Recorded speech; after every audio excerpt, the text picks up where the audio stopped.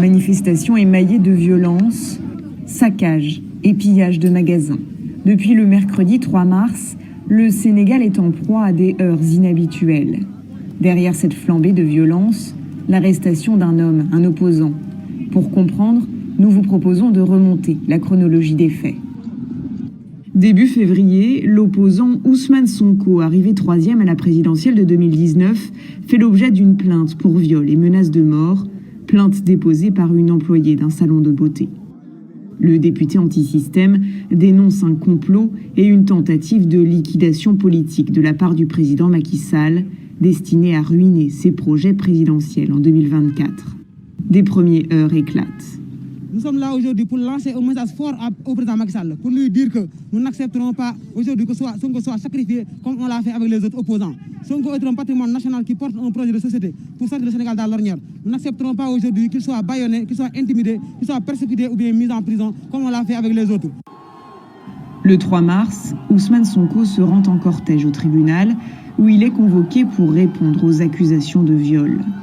Sur le chemin, des affrontements entre ses sympathisants et les forces de l'ordre perturbent son convoi. Ousmane Sonko est arrêté, officiellement, pour trouble à l'ordre public.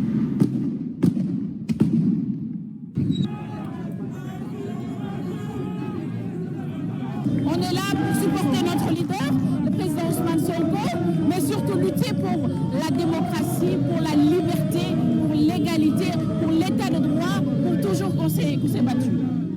Ousmane Sonko est arrêté, officiellement, pour trouble à l'ordre public. Monsieur Sonko n'a commis aucun acte dans le sens de troubler un quelconque ordre public. Il a déféré ou il a voulu déférer à la convocation de la justice. Et vous en êtes tous témoins. Jeudi 4 mars, de nombreuses enseignes françaises sont attaquées, la France étant considérée comme un soutien du président Macky Sall.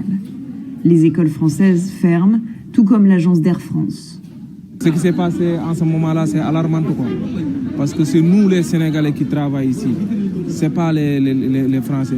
D'accord, les Français sont là, ils sont venus, ils sont investis, ils ont investi, ils ont mis leur argent, mais ce qui se passe ici, c'est une catastrophe. Sur le campus de l'université Cheikh Anta Diop, des dizaines d'étudiants retranchés dans le centre des œuvres universitaires de Dakar lancent des morceaux de parpaing sur les policiers déployés aux alentours. La veille, des groupes de jeunes et les forces de l'ordre ont échangé des pierres et des tirs de gaz lacrymogène. Dans le sud du pays, à Bignona, les violences font un mort, un manifestant. Vendredi 5 mars, des manifestations s'improvisent. La capitale vit des scènes de guérilla urbaine que Dakar n'a pas connues depuis des années. En fin de journée, le ministère de l'Intérieur annonce un bilan de 4 morts depuis le début des heurts. Le secrétaire général de l'ONU, Antonio Guterres, se dit dans la soirée très préoccupé et appelle à éviter une escalade. L'arrestation d'Ousmane Sonko a libéré les frustrations politiques, économiques et sociales de la population. Sonko, c'est la goutte d'eau qui a fait déborder la vase. L'essentiel de ces jeunes ne travaillent pas. Sont pour 90% des chômeurs. Il y a l'ensemble des problèmes accumulés qui ont fait que les gens sont sortis spontanément.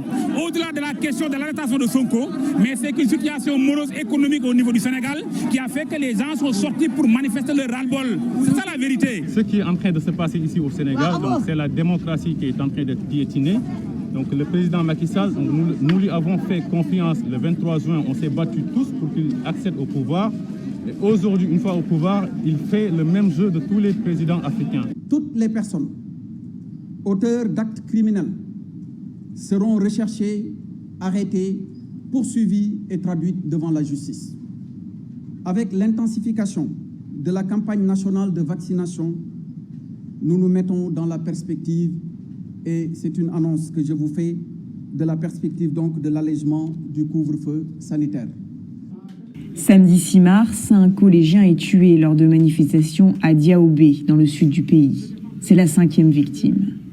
Le mouvement de défense de la démocratie, une coalition d'opposants, appelle à 3 jours de manifestations à partir du lundi 8 mars. Le MDD appelle le peuple sénégalais à descendre massivement dans les rues de Dakar et dans les régions, départements, communes, villages, pendant 3 jours à compter du lundi 8 mars, jour de lutte et d'affirmation des droits des femmes, qui seront invités à sortir et à marcher aux côtés de leurs enfants, leurs petits-enfants, et à les aider dans leur quête d'un avenir meilleur. Et nous disons, résistons. Dimanche 7 mars, le médiateur de la République, Alioune Badara Cissé, réputé indépendant, presse le président de sortir de son silence pour s'adresser aux jeunes. Les autorités sénégalaises annoncent suspendre l'école sur tout le territoire pour une semaine. Excellence, Monsieur le Président de la République, il est extrêmement important que nous renoncions à cette ferveur qui semble nous habiter lorsqu'en des moments comme celui-ci, nous sommes beaucoup plus poussés par la chicotte que par l'écoute. Il est important que nous comprenions que nous devons marquer une pause et parler à notre jeunesse, parler à nos enfants, leur faire entendre le langage de la vérité, certes, mais celui de la sagesse. Il est important également que nous parlions à nos autorités et qu'on leur fasse entendre le langage de la vérité, mais également celui de la sagesse. Cela va dans tous les sens. Et nous sommes au bord de l'apocalypse. Lundi 8 mars, Ousmane Sonko comparaît devant un juge. Il est inculpé, mais libéré et placé sous contrôle judiciaire.